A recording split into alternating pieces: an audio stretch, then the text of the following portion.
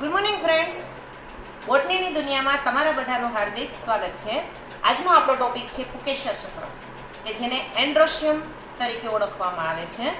આપણો જે main topic હતો પુષ્પના ભાગો વિશેનો આપણે ડિસ્કશન કરતા હતા, જેની અંદર મેં તમને વજ્રચક્ર અને દલચક્ર, વજ્રચક્ર કે જે પુષ્પની અંદર તમે સૌથી નીચેનો ભાગ છે ગ્રીન કલરનો નાની નાની પાંદડી જેવો દેખાય છે, જેને આપણે વજ્રચક્ર તરીકે ઓળખું. તો આ વજ્રચક્ર છે એનું કામ શું છે કે પુષ્પ જ્યારે આ રીતના કલિકાવસ્થામાં હોય છે ત્યારે એનું રક્ષણ કરવાનું કામ કોણ કરશે?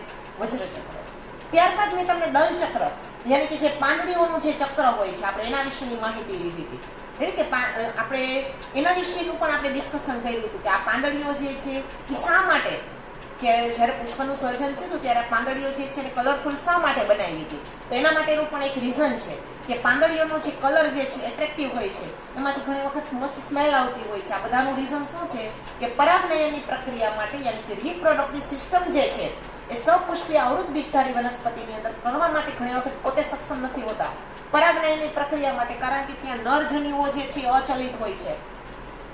પરાગાશયમાંથી જ્યારે નરજન્યુઓ યાની કે પરાગરજ જે છે મુક્ત થાય છે, તો આ પરાગરજને સ્ત્રીકેસર ચક્ર સુધી યાની કે માદાજન્ય સુધી પહોંચાડવાની પ્રક્રિયા માટે એક પરાગનયનની પ્રક્રિયા થાય છે, જેમાં ઘણી વખત પવન જે છે એ કામ કરતો હોય છે, ઘણી વખત પાણી દ્વારા થતું હોય છે, ઘણી વખત કીટકો દ્વારા. કારણ કે આપણે નોર્મલી આવું નિરીક્ષણ કરતા હોય છે કે પુષ્પની અંદર મધમાખી જે છે મંડરાતી હોય છે, ભમરીઓ ઘણી વખત મંડરાતી હોય છે, માખી જોવા મળતી હોય છે, પણ આપણે શું છે એ નોર્મલ પ્રક્રિયા લાગતી હોય છે. પણ એક નોર્મલ પ્રક્રિયા નથી, એક સાયન્ટિફિકલ રીઝન છે એની પાછળનું, કે પાંદડીઓ જે છે એટ્રેક્ટિવ હોવાને લીધે, એની અંદરથી મધનો સ્ત્રાવ થવાને લીધે અને એની અંદરથી સારી સ્મેલ આવવાને લીધે આ જે કીટકો છે એ એના તરફ આકર્ષિત થતા હોય છે. આપણે દલપત્ર વિશેની વાત કરીએ છીએ કે આ દલપત્ર જે છે શા માટે કલરફુલ હોય છે. તમે જોજો વ્હાઇટ કલરના પણ ઘણી વખત હોય છે, એવું જરૂરી નથી, પણ જે વ્હાઇટ કલરના પુષ્પ જે હોય છે ત્યાં મોસ્ટલી પવન દ્વારા અને પાણી દ્વારા પરાગનયનની પ્રક્રિયાઓ થતી હોય છે. પણ કીટકને આકર્ષિત કરવા માટે પુષ્પ જે છે એમાં દલપત્ર જે છે આકર્ષિત હોવું જરૂરી છે, કે જેથી કરીને કીટક ત્યાં આકર્ષાશે મધ જે છે એ ચૂસવા માટે, સ્મેલ લેવા માટે, કે જેથી કરીને પુષ્પ ઉપર બેસશે તો એના પગની ઉપર જે પરાગરજ જે છે એ ચોંટી જશે. અને આ પરાગરજ જે ચોટેલી છે કે જે નરજન્યુઓ છે પ્રજનનની પ્રક્રિયા માટેના, એ જ જે મધમાખી અથવા તો કોઈ ખુદું છે કે જે કંઈ હોય બીજા પુષ્પો ઉપર બેસશે એટલે શું થશે, ઓલી જે પરાગરજ જે છે એ એક પુષ્પમાંથી બીજા પુષ્પ સુધી પહોંચી જશે. ત્યાં પરાગનયનની પ્રક્રિયા થાય છે, કારણ કે અહીંયા નરજન્યુઓ અચલિત હોય છે. આ અચલિત નરજન્યુને આપણે માદાજન્ય સુધી પહોંચાડવાની પ્રક્રિયા માટે પરાગનયન થાય છે. પછી પણ નરજન્યુઓ ત્યાં ચાલી શકતા નથી, એટલા માટે ત્યાં પરાગનયનની પ્રક્રિયા થતી હોય છે. આ પ્રક્રિયા બહુ ઇન્ટરેસ્ટિંગ છે. અત્યારે તો આ બધું તમને કંઈક નવું લાગશે, પણ જ્યારે તમે 12th સાયન્સમાં આવશો ત્યારે આ ટોટલી પ્રક્રિયા છે. તમે જો કે પરાગનયનની પ્રક્રિયા 8, 9, 10ની અંદર આપણે ભણી જ ગયા છીએ, પણ આ જે ડીપ મિકેનિઝમ છે કે શા માટે ત્યાં નાના નાના ફૂદાઓ ઇન્સેક્ટ્સ જે છે આકર્ષાતા હોય છે, કઈ રીતના નરજન્યુઓ અચલિત હોય છે, શા માટે નરજન્યુનું ચલિત હોવું જરૂરી છે, શા માટે ફલનની પ્રક્રિયા માટે આ પ્રક્રિયા થાય છે, અજૈવિક વાહકો અને જૈવિક વાહકો કેમ એમાં ભાગ ભજવે છે, બધી જ માહિતી આપણે 12th સાયન્સની અંદર લેશું. અત્યારે ટોપિક લેશું તો આપણો ટાઈમ જે છે ઓછો પડશે. રેડી? એટલે આપણું જે મેઇન વર્ક જે છે ત્યાં આપણે ફોકસ કરીએ. એટલે વજ્રચક્ર અને દલચક્ર આપણે એને સહાયક ચક્ર એવું નામ આપ્યું એ કારણ કે પુષ્પ જે છે એ સપુષ્પીય આવૃત બીજધારી વનસ્પતિમાં એક પ્રજનન અંગ તરીકેનું કામ કરે છે. યાની કે ફલનની પ્રક્રિયા માટે વનસ્પતિની અંદર પોતાના જેવો જ દેહ બનાવવા માટે, કે જેને આપણે રિપ્રોડક્શન કહીએ છીએ, પ્રજનન કહીએ છીએ, તો આ પ્રજનન કરવા માટેનું કોઈ જો સક્ષમ અંગ હોય સપુષ્પીય આવૃત બીજધારી વનસ્પતિમાં, તો એ કોણ છે? પુષ્પ. તો પુષ્પની અંદર એવું તો શું છે કે પ્રજનનની ક્રિયા કરે છે. આ બંને ચક્રો જે છે ને તો આપણે સહાયક ચક્ર નામ આપી દીધું, વજ્રચક્ર અને દલચક્ર. તો મેઇન બે ચક્ર જે છે જેને આપણે પ્રજનન ચક્ર તરીકે ઓળખાતા, જેમાં એક ચક્ર જે છે ને આપણે નામ આપી દીધું હતું પુકેસર ચક્ર, અને બીજું ચક્ર જે છે ને નામ આપી દીધું હતું સ્ત્રીકેસર ચક્ર. પુકેસર ચક્ર જે છે ને ઇંગ્લિશમાં એન્ડ્રોશિયમ તરીકે ઓળખવામાં આવે છે, અને સ્ત્રીકેસર ચક્રને આપણે ઇંગ્લિશમાં ગાયનોશિયમ તરીકે ઓળખવામાં આવે છે. બંનેના ઇંગ્લિશ વર્ડ જે છે ખાસ યાદ રાખવાના છે, કારણ કે નીટ લેવલની જે એક્ઝામ્સ હોય છે એની અંદર મેં તમને કીધું એ પ્રમાણે ઘણી વખત આવી મેઇન ટર્મિનોલોજી છે ઇંગ્લિશમાં લઈ અને તમને ક્વેશ્ચન કન્ફ્યુઝ કરવા માટે એવો ક્વેશ્ચન પૂછી શકશે. તો આજે આપણે પુકેસર ચક્ર વિશેની માહિતી લેવાની છે. તો સૌ પ્રથમ પુકેસર ચક્ર જે છે એનું કાર્ય શું છે? તો કે પુષ્પમાં નર પ્રજનન ચક્ર તરીકેનું કામ કરશે.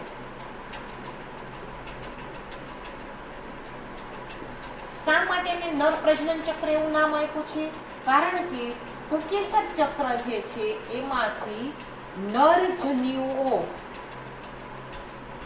અથવા તો સિમ્પલ ભાષામાં પરાગરજ નિર્માણ થવાની પ્રક્રિયા જે છે એ પુકેસર ચક્રમાંથી થતી હોય છે.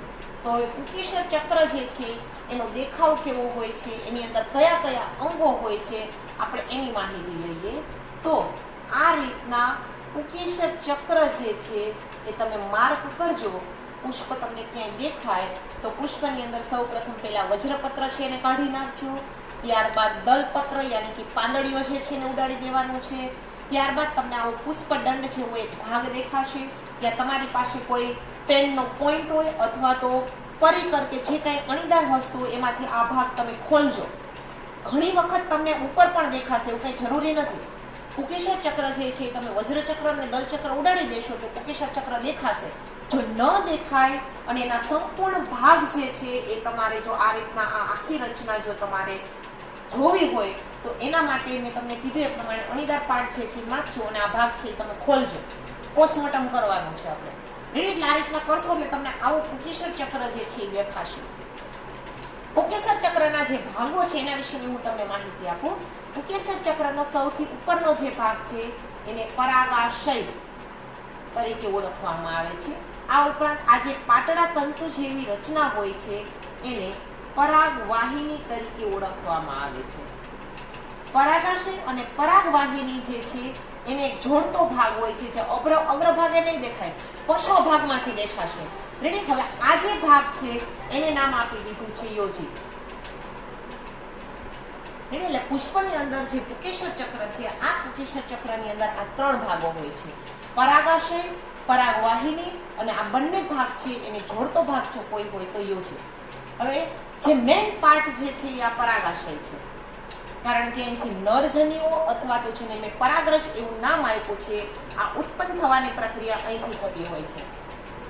તો આપણે જે પરાગાશય છે આ પરાગાશય વિશેની માહિતી લઈએ. તો કે પરાગાશય જે છે આ પરાગાશય તમે જોશો તો એમાં દ્વિકોટરીય રચના હોય છે, દ્વિખંડીય રચના હોય છે. આ રીતના તમે એને ખોલશો તો તમને આવા બે કોટર દેખાશે. દ્વિકોટરીય રચના હોય છે અને દરેક કોટરની અંદર બે ખંડ હોય છે.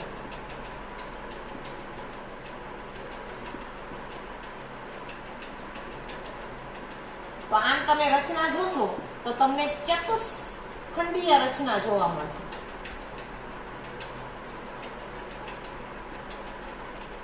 એક કોટરમાં બે ખંડ, તો બે કોટરમાં કુલ કેટલા ખંડ થશે?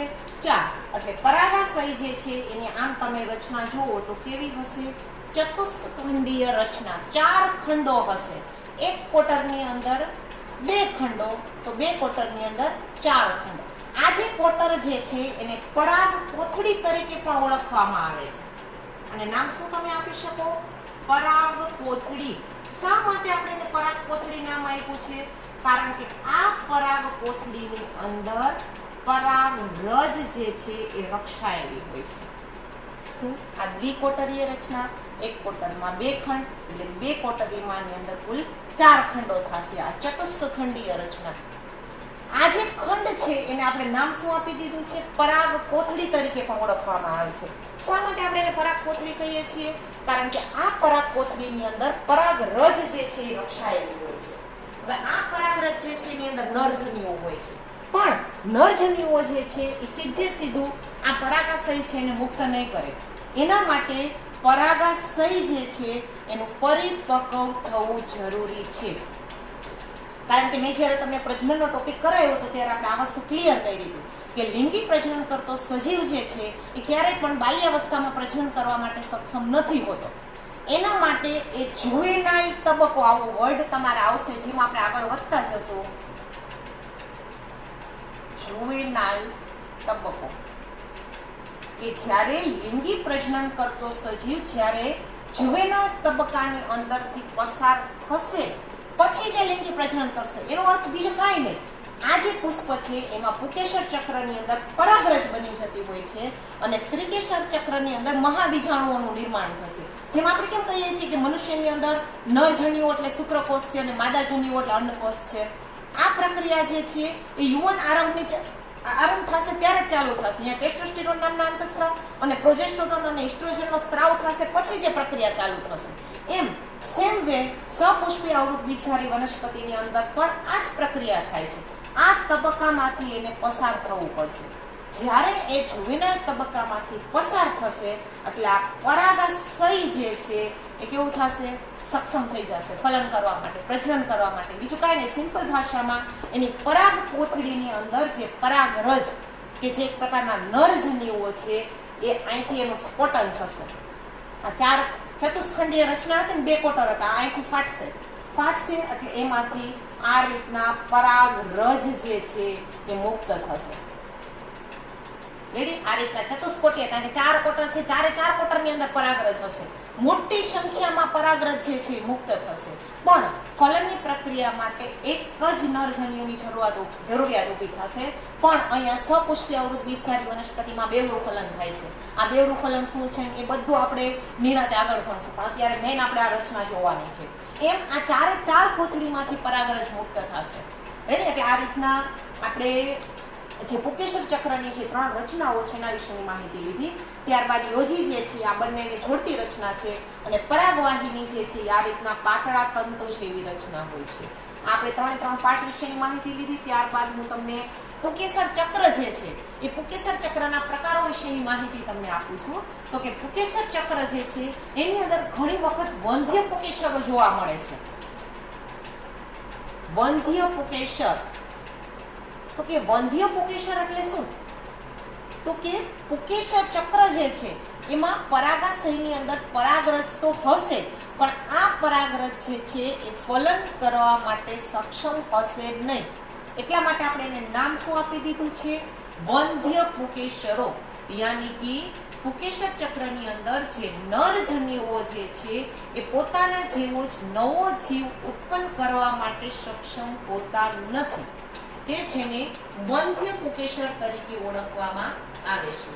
ત્યારબાદ તમને હજી એક પુકેસર વિશેની માહિતી આપી છે જેને નામ આપ્યું છે દલ લગ્ન પુકેસર.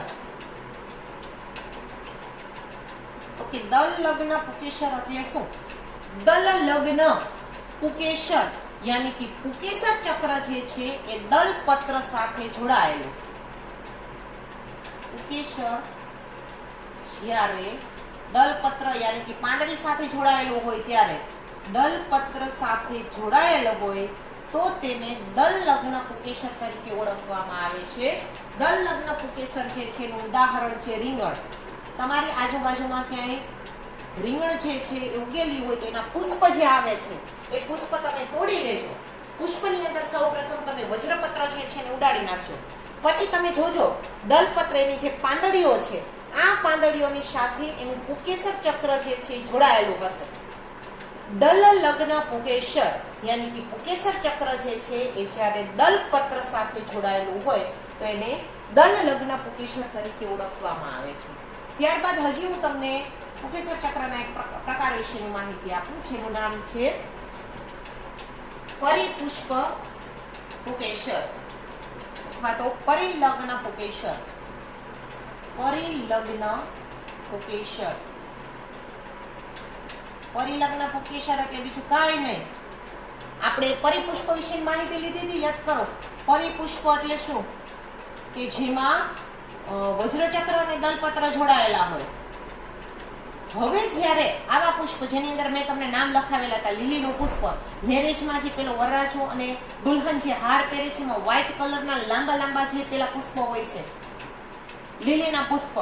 રેડી? આ જે લીલીના જે પુષ્પ છે એની અંદર વજ્રચક્ર અને દલચક્ર કોમન હોય છે, એટલે પૂરે પરિપુષ્પનું ઉદાહરણ છે. મેં તમને પરિપુષ્પના બીજા પણ ઉદાહરણ આપ્યા હતા. તો આ જે પરિપુષ્પ જે છે એ જ્યારે પુકેસર સાથે જોડાયેલું હોય તો એને પરિલગ્ન પુકેસર તરીકે ઓળખવામાં આવે છે. ત્યારબાદ પુકેસરની અંદર મુક્ત પુકેસર અને યુક્ત પુકેસર. મુક્ત પુકેસર એટલે પુકેસર કઈ એવું જરૂરી નથી કે એક જ પુકેસર હોય.